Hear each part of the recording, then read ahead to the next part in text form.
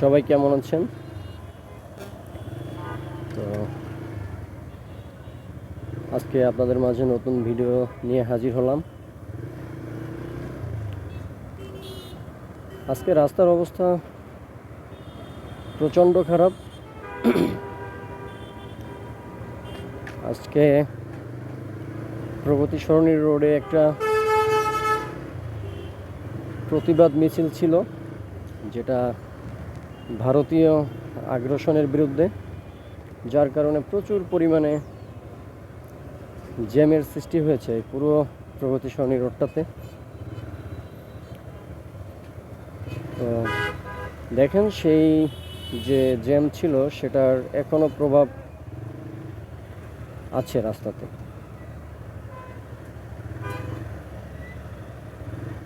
আর jam বেশি হলে মানুষের ভোগান্তিটাও বেশি। এত জ্যাম হলে কি যে প্রবলেম গাড়ি চালাতে। তো এসেছিলাম হাতিরঝিলে একটু সময় কাটাতে। তো চিন্তা করলাম সময়টা আমি একা কাটাবো, আপনাদের মাঝেও শেয়ার করি সময়ের কিছু মুহূর্তগুলো। তো মুহূর্তগুলো শেয়ারটা করতে এসে দেখি রাস্তার অবস্থা খুব খারাপ, প্রচণ্ড জ্যাম।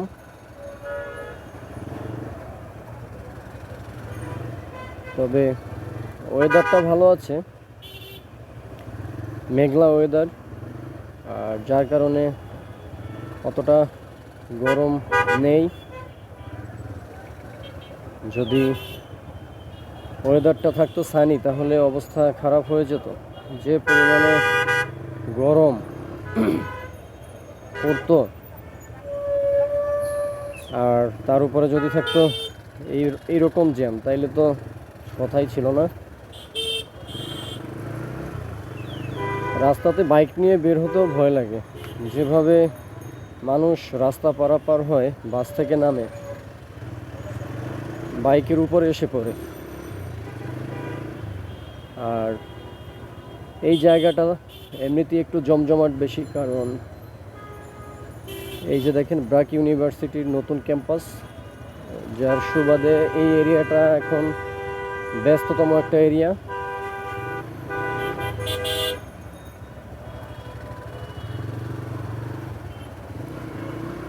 আর জ্যামের সবচেয়ে বেশি কারণই হচ্ছে অটোরিকশা। বর্তমানে বাসের চেয়ে ওরা ফাস্ট, যেভাবে চালায় আমার নিজেরই বাইক ড্রাইভ করতে ভয় লাগে। আজকে 2-3 দিন ধরে জ্যামে অতিষ্ঠ একেবারে। আর বাইকেরও কাজ চলে এসেছে।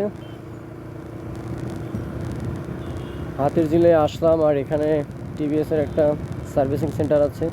চিন্তা করলাম যাই, হাতিরঝিলে ঘোরাটাও হবে আর সার্ভিসিং সেন্টারটাতেও যাওয়া হবে। তো ওখানে গেলাম, কি কি প্রবলেম দেখাইলাম। তো ওরা বললো এখন তো সার্ভিসিং করা যাবে না, সকালে আসতে। যাক, তাহলে জানাও হলো। সকালবেলা গেলাম, সার্ভিসিংটা করলাম, ভালো হবে। আজকে যেহেতু জেনে এসেছি।